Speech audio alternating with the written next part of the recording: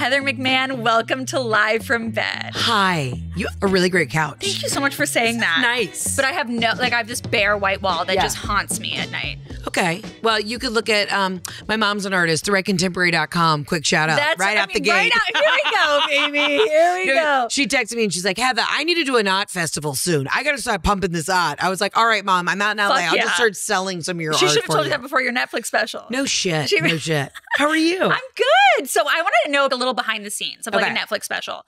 What beauty treatments did you do before? Does it feel like your wedding day? Like what goes into it? So this is what's wild about at least being a road comic. Okay, so the special that's out now, I shot 2 years ago.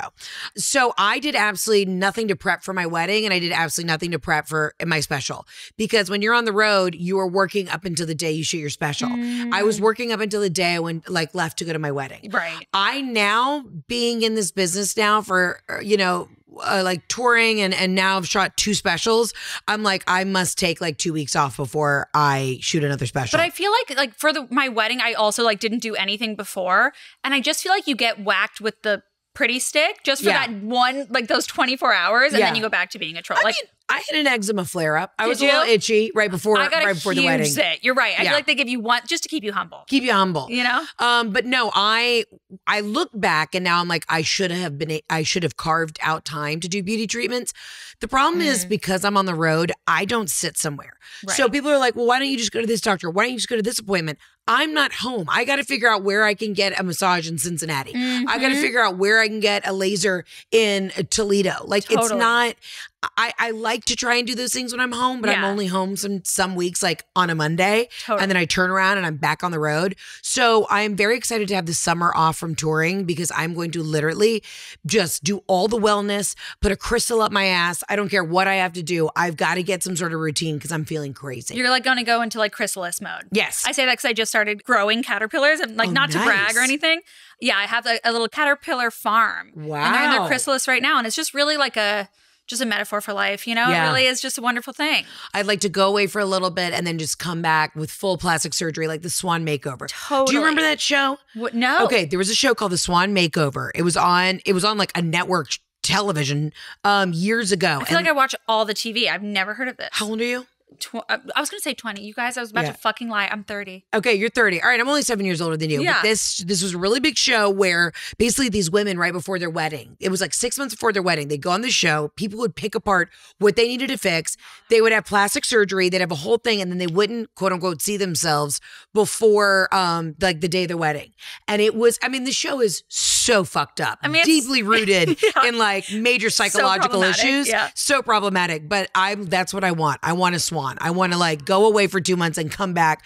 I have no surgeries on the books, but I'm like, being in LA this last week is just have crazy. People send you numbers. Like, hey, if you're listening, send some numbers around. I could send you a few numbers. I got it on lock. I got it on lock. But like, you filmed your Netflix special in Lexington?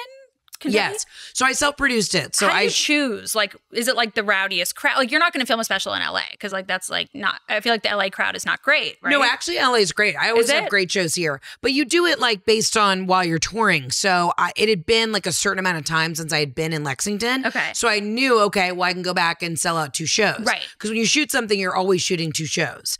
And I loved the vibe in Lexington. I'm from the South.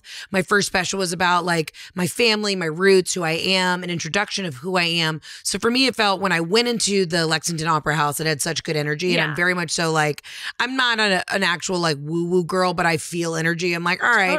Totally. I trust the instincts. So I shot there. And then the second special that we just shot in November, I shot it at my home theater, the Fox Theater in Atlanta. That's great. Did your family come? Like, do you allow your family to come? Oh yeah. My family's a part of everything. Okay. My mom's backstage dictating what we're doing. I saw her in the, my husband's like, what are we doing for dinner afterwards? The family is involved. Oh, that's so nice. Yeah. But I want to talk about your special because I absolutely loved it. You're so sweet. I really did. But amongst many other things, I was deeply inspired by your parents' Upstairs Water Jug. Yeah.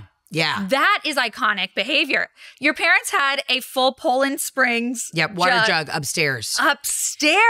Yep. And we had like the water cooler, the office water cooler way before anybody else had it. Right. Would you have like family discussions up there by the water? Yeah, pretty much. It was in my parents' like big walk-in closet. And so as a kid, I was in charge of carrying the 5-gallon jug up the stairs. and I would like strap it to my back as like a 7-year-old. And I never thought anything of it. Like I just was like, that's my job. That's my role in this family. And I would just do it. I mean, and that's why the special is called Son I Never Had. Right. Because it's a lot about my relationship with my dad and how as a girthy, chubby child, I was in charge of doing a lot of the male roles, which kept me very humble. Which, you know, before we were recording, I came in, you were like, you know, how's the day been? I'm like, it's been busy, but I've also been looking at, you know, comments by men about my body on Reddit threads, and I want to put a gun in my mouth. But you have to realize, like, I also then make fun of myself on stage, you know, like I can handle it. Honestly, let this be a PSA for everyone in the history of ever. When someone has self-deprecating humor, it's not an invitation for you to also make fun of them in the same way. You know, like I do that all the time, and then someone will hit it back to me, and I'm like, no, it's actually only okay when I say it. It's like when you talk about your sibling and you're like talking shit about them, and then someone else says it, and you're like, go fuck yourself. It's interesting. It's when I've been doing a lot of these male comedian podcasts, and I love these guys, they're friends, but I'll go on their podcasts, and the immediate reaction before anybody says anything about what's coming out of my mouth, it's they all have to comment about what I look like. And it is really interesting. I'm like, fuck it, you know, just hear it on audio and tell me if I'm funny or not. Right. But I immediately have to get bombarded with whether or not they think I'm good looking, or whether or not, you know, they think I'm built like today. This guy named Chris said, why is she built like a refrigerator? And I said, I'm Maytag, baby. You know what I mean? Chris. Fuck you, Chris. Fuck you, Chris. Yeah. But like, that's the thing. We got into this gig. We were audio only for so long, and now everyone's fucked everything up for us. Everything's got to be on video. I'm at that point at the end of this like 2-week stint in LA after doing all these shows for Netflix and doing all this shit. I'm like, I'm contented out. Right. I have nothing left. I'm a genuine person. I don't want to do fake pranks online. I don't want to do it. And all y'all doing the fucking pranks on your husbands, we all know it's rigged. So stop. True. So true. But I feel like pranks. That's why it's also important that you go into your chrysalis mode, because you need to get more more, you know, experience your life and get more material, right? Like I feel like I'd be dry. I do best, not even in chrysalis mode. I do best when I go on vacation. Oh. Like that's where I'm at. Every summer, my husband and I like to take a nice little trip to Italy. Yeah. That's where I go reconnect. I get in touch with my people, back with my roots. And I'm like, something insane's going to happen on this Italian? trip. I'm Italian, Sicilian. I'm Sicilian too. Oh my gosh, Me, you, and Hannah Berner. Yes. Where's your family from? From Ischia. Oh, Southern Italy. Ischia is one of my favorite places in the entire world. No way. I don't know if I'm saying it right, but it's going to be Ischia or Ischia. Yeah. It doesn't matter. My family's from Messina, which is like not too far from Taormina in Sicily. Okay, so that explains our fire. Yeah. Okay, so let's just talk about, like, do you feel like you've gotten better at handling men, Chris, on the internet? Or do you feel like it gets worse over time? No, I do think, because you asked me when I came in, you're like, are you PMSing? I'm about to start my period any minute. Like to the point where, you know, when you can feel it dropping, 100%. It's sitting right above my uterus. Your vagina's heavy. My vagina is so heavy and full, like it's happening. So emotionally, like one thing could send me over the edge right now. Yeah. With more exposure comes more comments. Totally. The funny thing is, as much as somebody can say something about me or whatever, I also laugh because I'm making more money than all of these people. So they can all suck my dick. That's absolutely right. And I feel like it's this weird male inclination, and sorry to the mans in the room. Yeah. But not really. Taco, also you. I feel like it's like their way of like pissing on the situation. Like they have to like tell you how like you measure up in like against their standards. Yeah. As a way to like take because it's like a powerful woman. Like typically a comedian, you're powerful, you're gonna say what you feel, whatever. Or like make fun of them, God forbid, you know. And I feel like it's their way of being like, I'm going to piss on this situation and establish my dominance by without talking about a what you doubt. look like. I mean, you hit the nail on the head.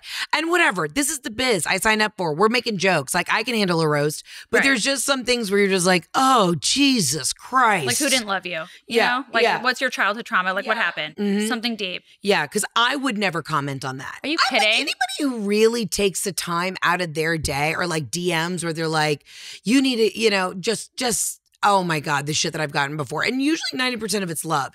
But if you get a couple creepers where you're like, Jesus, this is dark. But like, I don't have anyone in my life that would do that. Like, I don't know. Where do these people live? I don't know. Like, I have never taken my time out of my day to comment something before I even had a blue check mark. Like, no one's going to find like, you know, me commenting on shit where I'm like, oh, you know, you got a real fucking, you know, thick neck. I would never comment on someone's shit. But they must know no one. You know what I mean? They must know no one. They're just like in the dark doing this. Like, jerking off to you, probably. You know what I mean? That's it. Honestly. At the end of the day, I have to pat myself on the back and say, at least I'm getting a jerk off. Because if you're taking the time to slide my DMs about something about my physicality, you know it's probably a kink. Totally. You're probably into the broad shoulders. You know what I mean? Amen. I've got tiny nipples, just so everyone knows. So they're really nice. Okay. I love that so much. Yeah. Like, do you read the comments? Like, so many people come on the show and they're like, I don't look. And I'm like, come on. I don't usually look, but today, again, I think I was a glutton for punishment. Yeah. And you were in an Uber for 19 hours. I'm in an Uber for 19 hours, getting across town after another meeting of like some sort of LA rejection. Ugh. And I was just like, let me look at some comments. And I did. And then it was like, let me look up some plastic surgeons. And now I'm like, can I get like lip filler in like 20 minutes? Like, that's where I'm panicking and spiraling. And then I'm like, do I just go to Sunset Tower and have about 6 dirty martinis and get fucked up? And a sundae. And a sundae. Mm-hmm. You know, I went there last night. Will I go again? Probably. It is one of the greatest places in LA. It really is. But yeah, no, like when I'm ovulating right now, so I think my shit doesn't stink. Yeah. And you know how I know the telltale sign? I'll go through my Instagram and I'm like, oh my God, you're cute. And then literally within a week and a half, like later. Yeah. I am like, you are a fucking troll. Yeah. You look disgusting. And I, again, call my plastic surgeons and like, I'm like, please fucking save me. It's so crazy how that changes like that. Yeah. And I've always thought I'm a really confident person, but it just takes that one comment on a shitty day to be like, this is it. Like I literally, I'm not a crier at sad stuff or things that make me angry. I'm actually really more of a happy crier. Yeah. That's just because after my dad died, I was like, I'm done crying. But now I was in the car and I can't handle someone being mean today. You know, like that's where I'm at. Especially when they talk about something that God forbid you have ever thought in your life that you're insecure about. And you're like, they see into my mind. It's true. Like everything I've ever thought is true. Yeah. 100%. You know? Oh, it's fucking awful. I know everyone's like, oh, think of like who they are. They're probably disgusting. And they probably are. But they still said it. Yeah. And it hurt my feelings. Because you've been on the internet before. Like we've all been on TikTok and been like, oh my God, I feel so seen. I've had that same thought. Or we go into the comment section of a video that we liked and we're like, oh my God, so many people have the same thought as I do. So it's like hard to be like, no one's ever right. You know, like that's what you want to say. But then you're like, but some people are right some of the time. And like, who do you believe? And where's the line between taking feedback and like letting it completely annihilate you? Totally. I think we're just going to have to drink today. That's it. Why didn't we drink for this? Why didn't we drink for this? I mean, I'm ready for a white wine. Should we have one? Chilled. Yeah, I'm down. Oh my God. I'm like, we should have one. I'm getting up. No, I would actually love a white wine. It's been a day. I'm sorry. I hope this is okay. I needed this. Thank you. You have no idea. I really appreciate it. Cheers. I'm like, I've never had that bottle before. I have no idea. Great. Cheers, my love. Cheers. Cheers. Thank you for having me. Look at that. Okay. That's a goblet. I like it. This is a club pour. So in the South where I'm from, our country clubs, they literally pour it like to the top. This is like a goblet of wine. I like know the restaurants that have a good pour, you know? Sunset Tower, good pour. That's delicious. Is that a Sancerre? Yes. Yes, I love a Sancerre. It's good, right? That's lovely. Okay, good. Okay, so back to men on the internet. Continue. Back to hating men. Yes. Yes. Wait, tell me about your cruise. That reminds me. Oh, yes. So like you're really going on a cruise. No, we're doing a comedy cruise. So it's basically going to be a Heather McMahan themed cruise. I'm going to bring some surprise comedian guests. So I'm going to do a show every night. There's going to be themed things. My husband's going to be there. My mom's going to be there. All my friends, my fam. And we're just going to go cruise for 4 days. And it's going to be an absolute luxury, like balls to the wall experience. You know, I've never been on a cruise. Like my parents didn't love me. Yeah, no, really. I've never been on a cruise. Like a Disney cruise, like I want to do it so, I want to have kids just so I can do that. I mean, not that I would have to wait for them, but just, you know. I will say this, we were Disney cruise people growing up. Not really Disney people, but Disney cruise, we fucking did. I do feel like it's a different group of people. The Disney cruise is so much fun for the adults. They are so smart at how they navigate that schedule. Yeah. Like there is so much riche, cool, entertaining shit for the adults that most people who go on Disney cruises are like, they have the fucking time of their life. Right. Fuck the kids. The kids are hanging off the Lido deck in the hot tub. We went on a Disney cruise once. My parents couldn't find me after kids club. I'm like 8 years old. Yeah. And they finally found us in the hot tub on the Lido deck. And I'm in the hot tub. My dad said he walked up and I literally am with all my friends from the kids club. And I turned to one of the waiters. I go, Garçon, virgin pina coladas for everybody. And in that moment, my dad was like, I know you were going to like run some shit when you got older. And that is how I thrived on a cruise. That is amazing. Do you make friends on a cruise? Oh, bitch, there is nothing better than cruise friends. Oh my God. When I went cruising in like high school, right? You go to like the teen club at night. Oh shit. So that would be like, they'd have a DJ in the teen club till like, I don't know, 1 a.m. And then you go to the pizza bar down to the buffet. That was wild. But I'm still friends with friends that I made on cruises growing up. No. Yes. Go cruising. You'll love it. I've never made a vacation friend. How about that? Oh. There's something deeply wrong with me. Well, wait. Then that's actually something most people hate, making vacation friends. That is my fucking love language. It kind of annoys my husband sometimes. He's like, God damn it. Now we're going to dinner with a new couple. I'm like, we were on our honeymoon. I was making friends everywhere. I was bored. I study people. I do comedy. Totally. So I was literally like, I'm at the swim up bar trying to talk to everybody. Be like, oh, where are you guys from? Oh, from Dallas. Let's talk. Oh, come on. Then I dragged my husband like, Jeff, come over here. This is Mike. He does insurance in Dallas. And Jeff's like, I just want to lay here and read a book. And I'm married to you. I'm married. No, my husband is that way. Like he can talk to anyone. Like our wedding, like everyone stayed at the same hotel and it was like a shit ton of people and like parents' friends, which are like, that is my kryptonite. Like if I just talk to, too many parents' friends, I will die.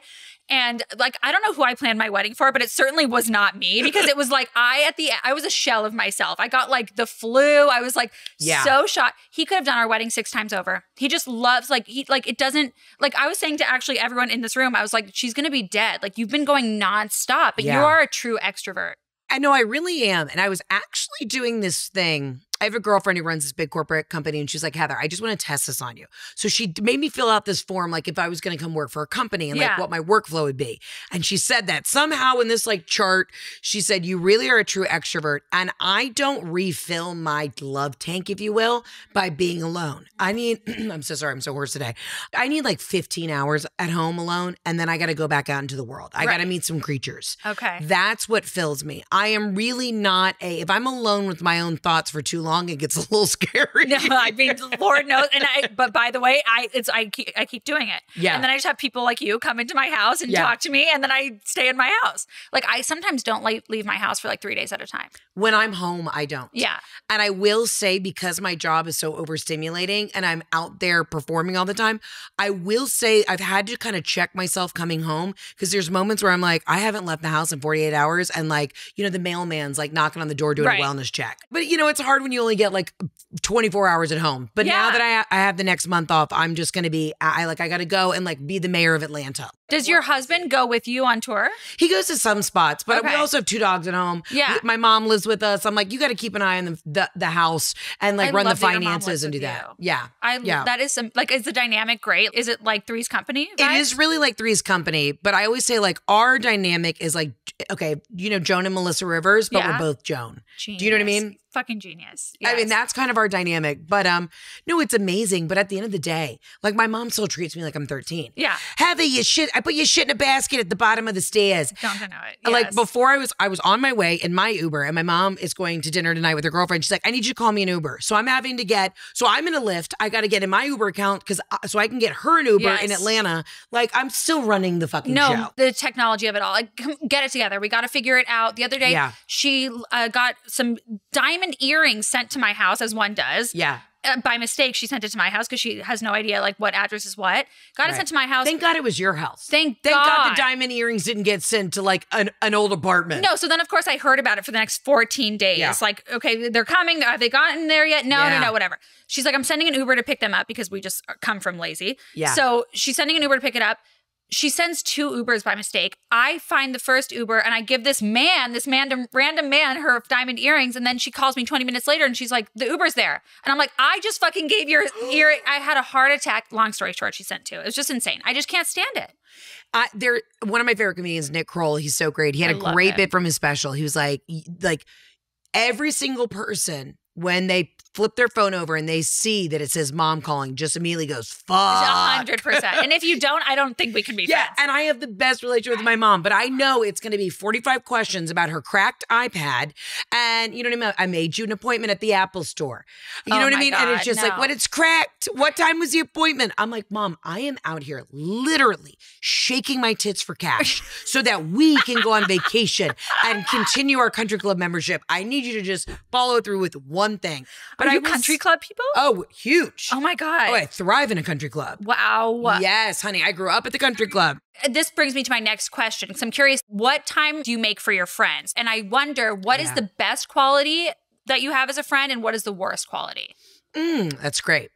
My best quality is probably I'm a real big cheerleader. Okay. I love when people succeed. Hype girl. I'm a hype girl. Yeah. I love this shit. You're doing something, let's shout it from the rooftops.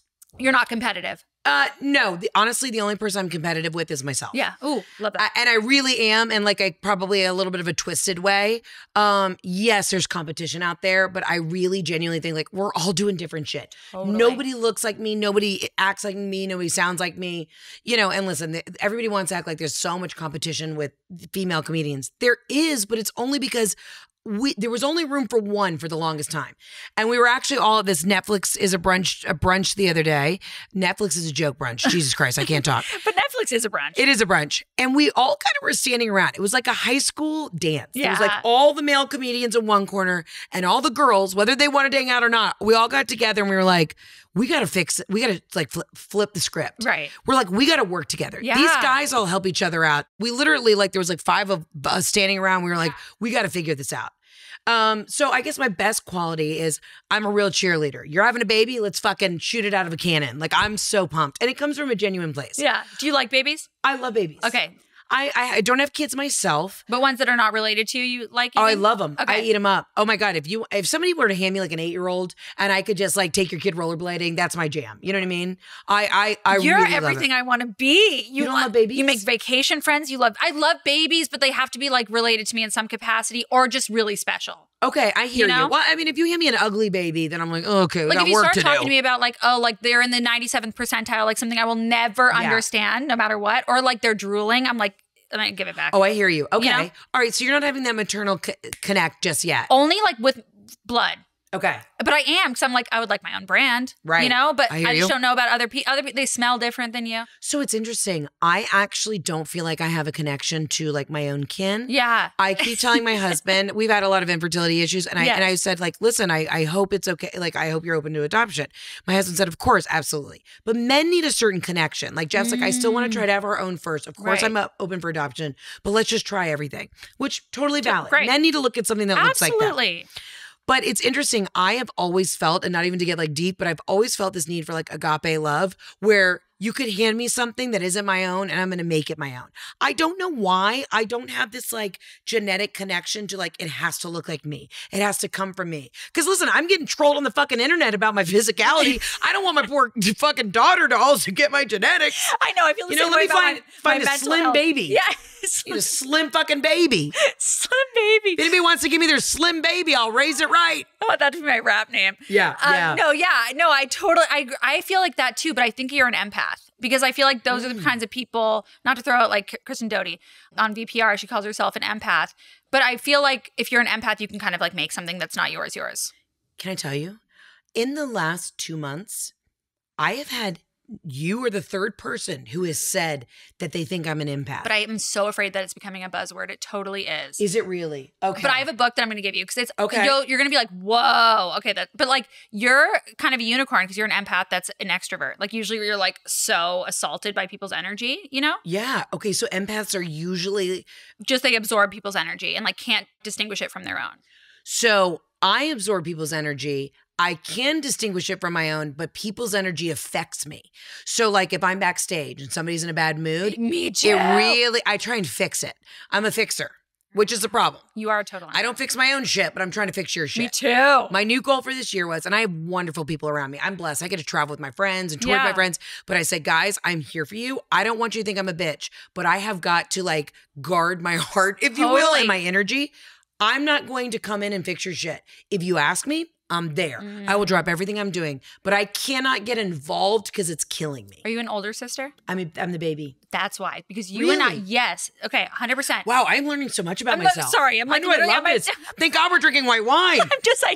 I'm literally just labeling you as all kinds of shit. Okay, I'm the baby too. But I'm just like, there's something in there that I'm like recognizing. It's our Italian baby empath energy. I think too, it's because watching, my sister and I are very close, but watching my sister get into trouble for shit, And then you kind of sat back and I was like, well, I know not to do this or that. And then my sister has resentment towards me being like, well, I'm the oldest and mom and dad just like forgot about me. And I'm like, what do you want me to do? I'm sorry. And they're like, we were allowed to be the free spirits because they felt like they had to like be the peacekeepers and the whole 9 yards. And I always tell her, I'm like, Ashley, look at your SAT scores and look at mine. Okay. No, academically, you had a lot more wins than I did. Why do they? I know my sister's a therapist. She's getting her PhD right now. I'm out here gabbing for a living. I think because my mom had me at 40. So I was already my mom had me at 40. We were crusty eggs. Yes. And shout out to all the older moms out there because I'm having kids at 40. That explains so much. I am a crusty egg. Yeah, we're a little dusty crusty. So I think my sister got the better genetics because she was a younger egg. You're I'm literally about to jump off this couch. Yep, you're so right.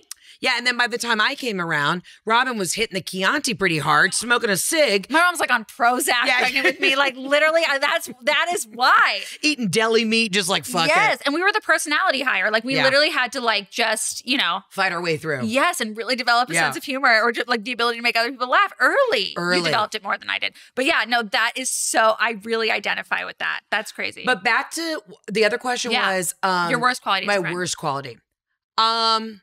I feel like an asshole, and it may not be a quality, it may just be situational. I feel like I've been such a dick in the last couple of years because I have missed out on everybody's shit.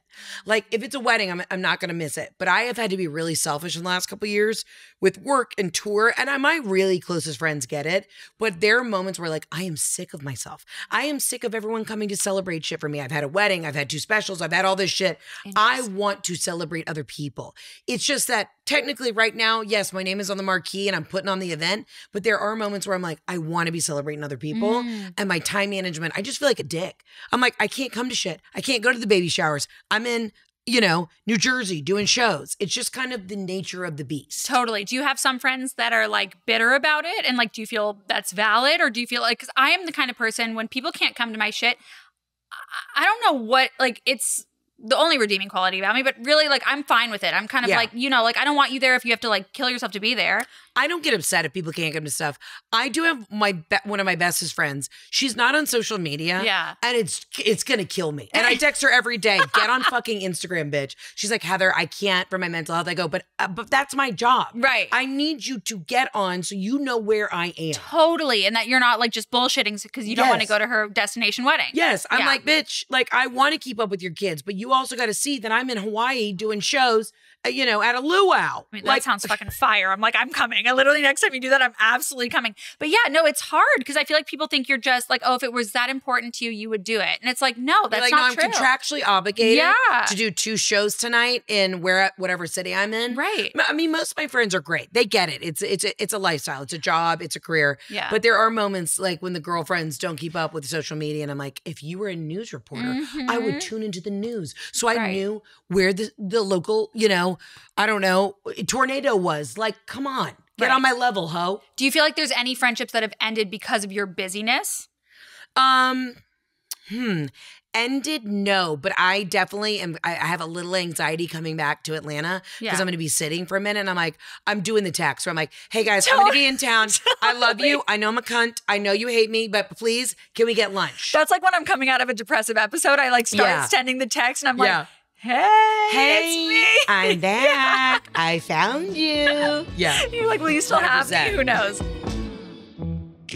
I actually really want to get into the IVF of it all. And I'm sorry if you're sick of talking about it. No, but not at all. I just think the way that you talk about it is so refreshing. And I'm not kidding. I don't know if it's because I've entered this 3rd decade of my life, but I'm inundated with DMs from people asking me to have like someone on the show to talk about it. And everyone wants to bring a doctor on, which is all fine and well. And I'm sure we'll do that at some point. But like having someone that has been through it and like that, I mean, you've talked about it in so many different ways. Like you've talked about it in your comedy special, you've talked about it on other shows. Like I just find it so inspiring because it is that full spectrum of emotions, right? There are like parts of it that you're like, how the fuck didn't I learn this before in school? Like, how didn't I know anything about my reproductive system? Down to calling my vagina the wrong thing, like labia versus vagina. Like I learned that I think when I was in my 20s, no bullshit.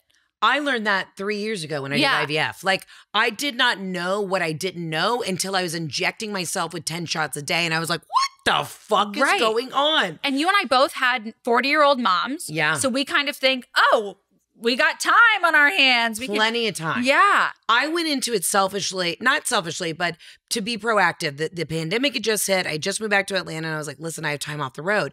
I should get some eggs. I'm only getting older. Let me get some eggs on ice just so I have a backup plan. Because at the moment, I wasn't ready to have a baby at that moment. I go into this doctor's office and they do this thing called an AMH test. Yeah. So they test your anti-Mullerian hormone. I hope I'm saying that right. I basically have a short white coat after dealing with this. I'm basically a doctor. So everyone in the medical world, actually, fuck all the way off. So they go in and they test your ovarian reserve. And they were like, bitch, good thing you came in, but you should have done this 10 years ago. You have like no eggs. I mean, it's tumbleweeds. I said, what the fuck are you talking about? I have been on birth control for so long, and I'm not here to be anti-birth control because I'm still on it because I get ovarian cysts. Yeah. But here I was my entire life thinking like, oh, if I didn't take my birth control exactly at this moment, like I was going to get pregnant. And I could have let any Joe Blow come inside of me. Okay. And I probably wouldn't have gotten pregnant, which is totally. And I am not saying that to all the listeners out there. Exactly. Use protection. But in my case, I didn't know what I didn't know till they were like, yeah, you have low fertility. No, totally. So like I do, the art of the pull-out method, which is a wonderful thing.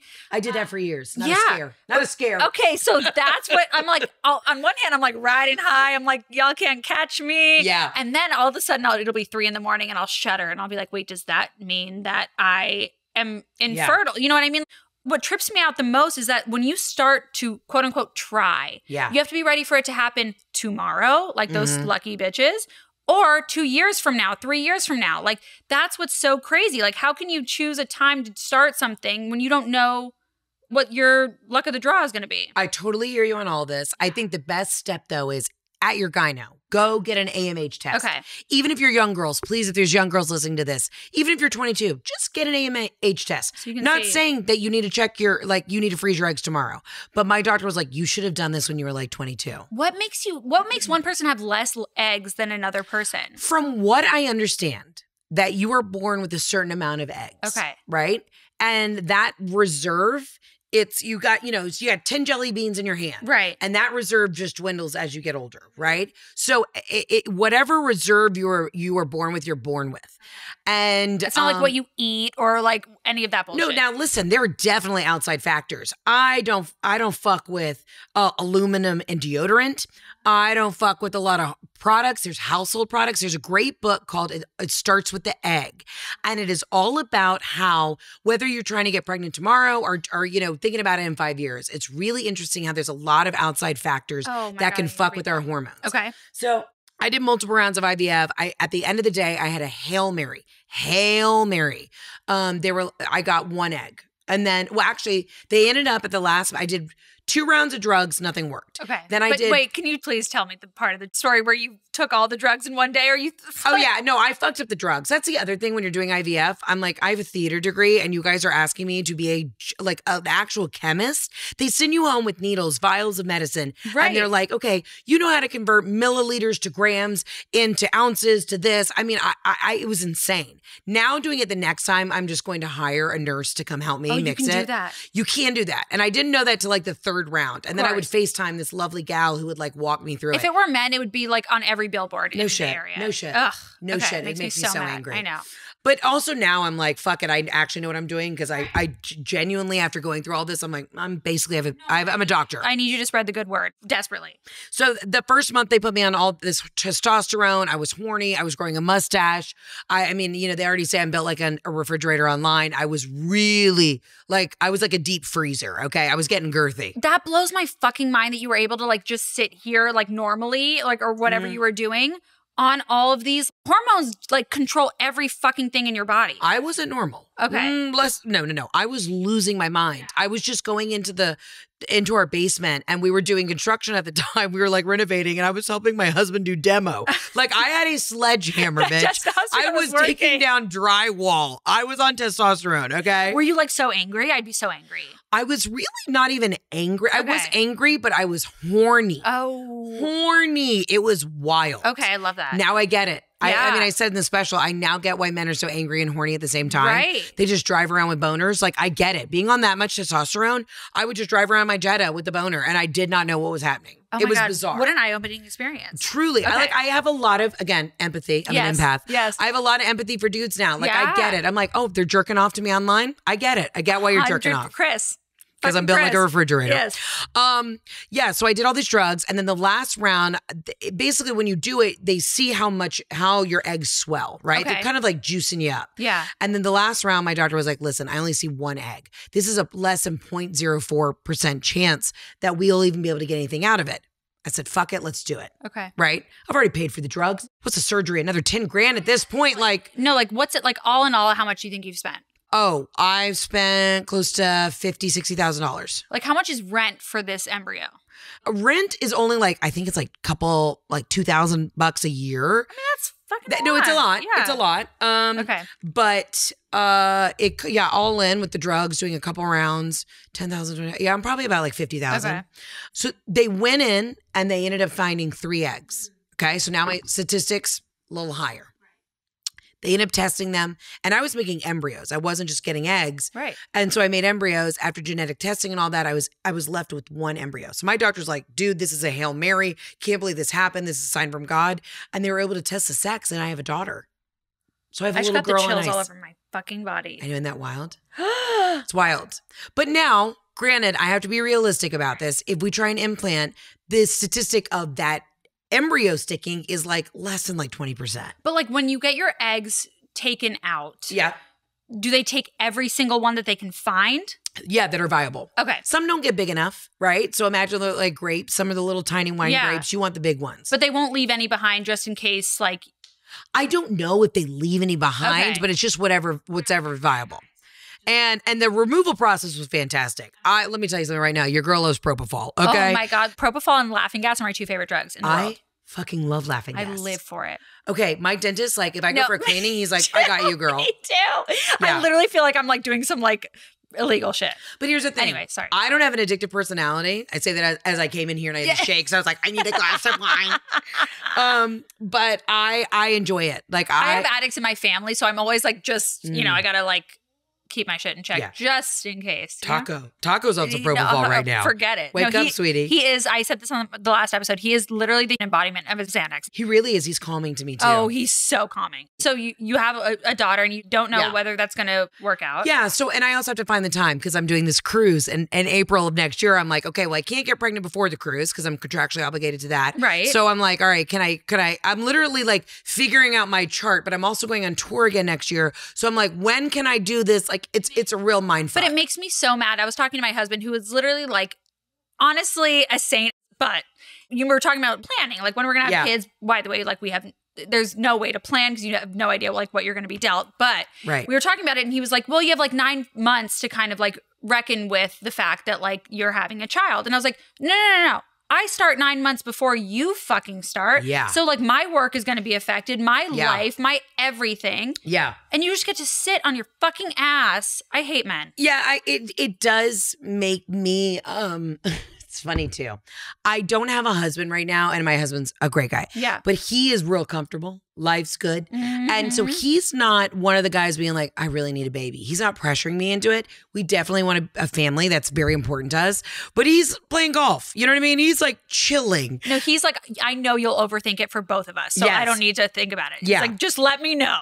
Yeah, I do want to tell, though, anybody who's listening, I have done some research, and I think I'm going to go through with it this year. I have an appointment in a couple weeks. So my girlfriend, Christina, who works with me on the production side, she is looking into, there's actually like egg freezing tourism. So for some gals out there who are looking into egg freezing in the United States and it's too expensive, we might go to Ireland this summer. So if y'all want to come with me, I'm probably going to go to Dublin and do another round of egg freezing.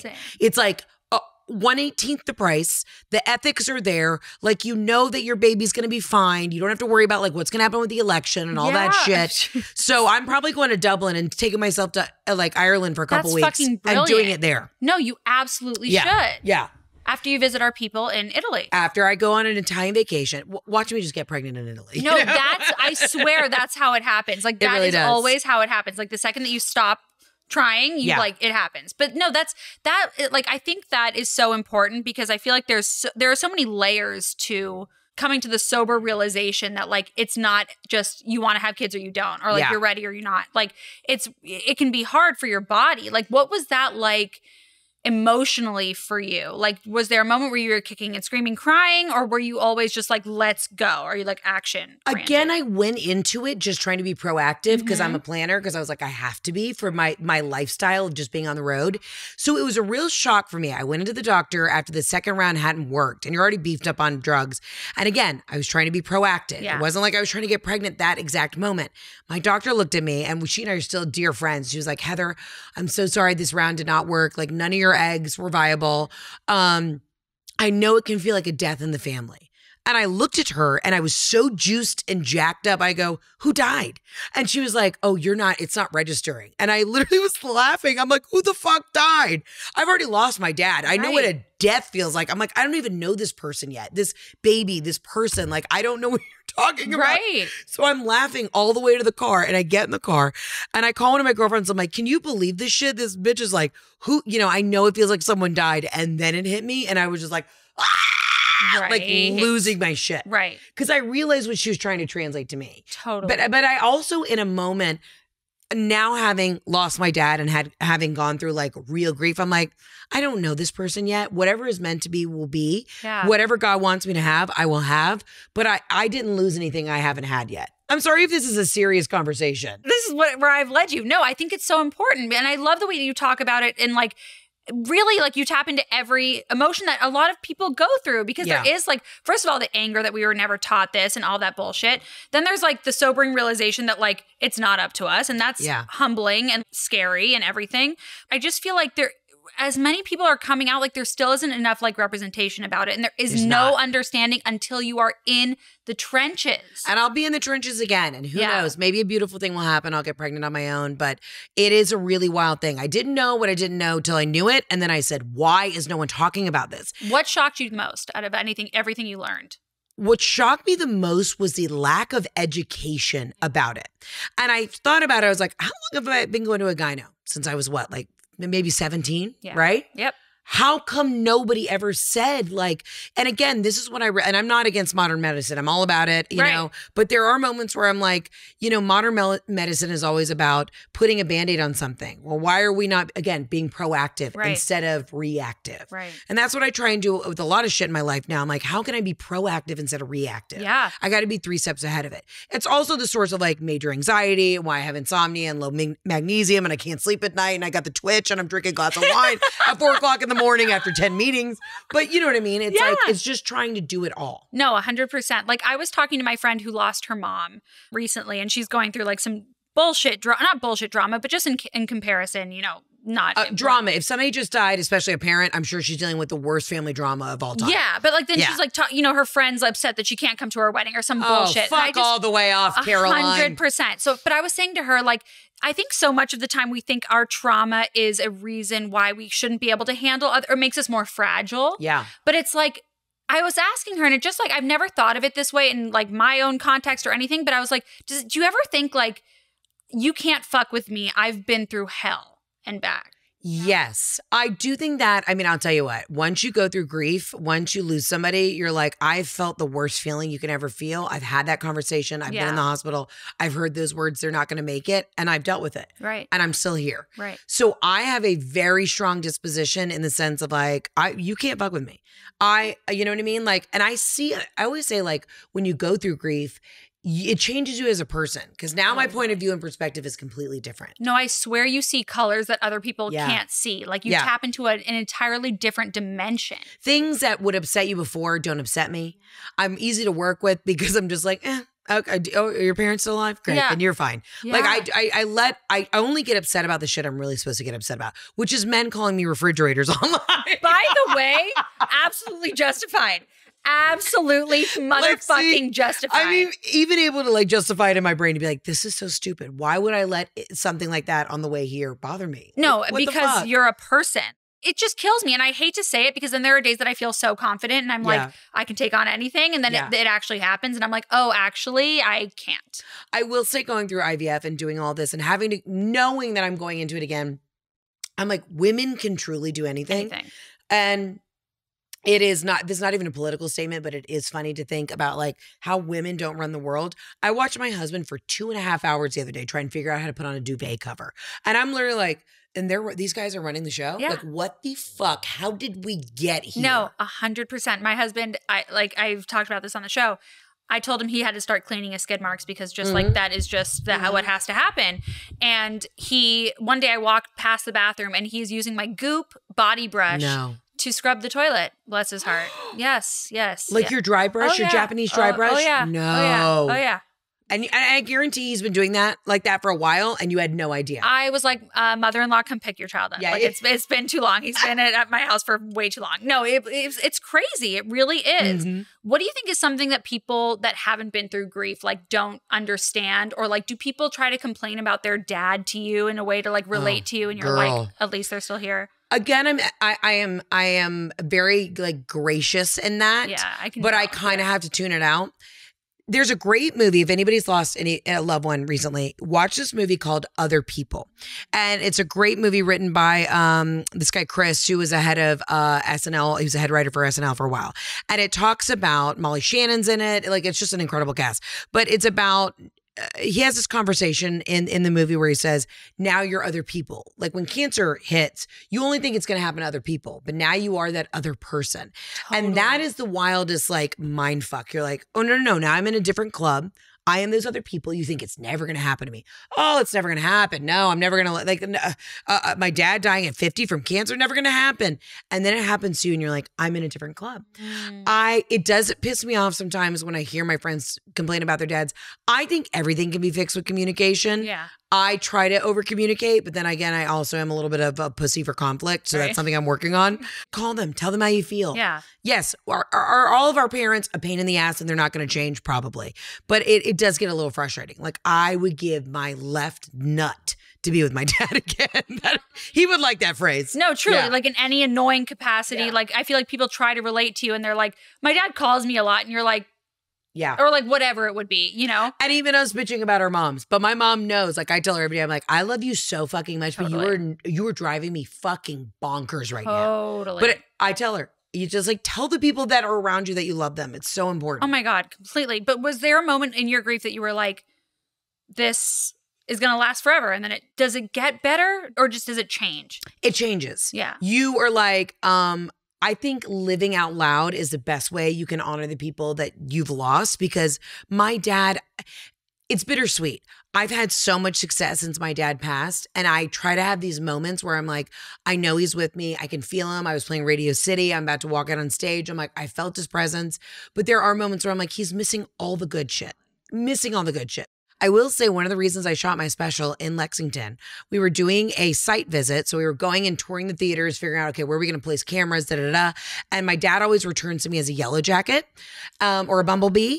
And there was a bumblebee literally following me outside the stage door. And my dear friend Jen Zabrowski, who directs all my specials, she looked at me and she was like, it's a sign from your dad. And I was like, it is. So my dad visits me all the time in bumblebees. I see them at my wedding. I got married in Italy. There were bees everywhere, but like not attacking anyone. Like nobody went into anaphylactic shock. Like they were just kind of lurking by the lavender. And I was like, y'all, it's my dead dad. Nobody crush it. Oh my God, no, I love that. Yeah. If you're open to it, I feel like you do get those genuine connections. Yeah. It's like you just have to like be open to that other side. You got to be open to it. Totally. And I'm also like, listen, we're thriving. Living well is the best revenge. So yeah, did I lose my dad? But am I going to go, help somebody else through their grief process by telling dick jokes? Great. I've done my job. Because also now you like have this perspective of like nothing else fucking matters besides that 100%. Doesn't matter. That's why if somebody calls you a refrigerator online, it doesn't matter. I need to remember that, honestly. I need to call you next time someone does that to me. Honestly.